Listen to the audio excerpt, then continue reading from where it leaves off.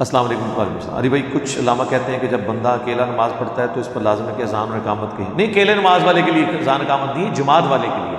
ہاں اگر اکیلا کہیں بالکل ایسی جگہ ہے جہاں پہ جماعت قائم نہیں ہو رہی، جیسے سنن نسائی میں حدیث ہے تیرے رب کو اس گڈریے پہ بڑا پیار آتا ہے جو اکیلا پہاڑ کی چوٹی پہ کھڑے ہو کر اذان اور اقامت دے کے نماز قائم کرتا ہے، وہاں تو درست ہے.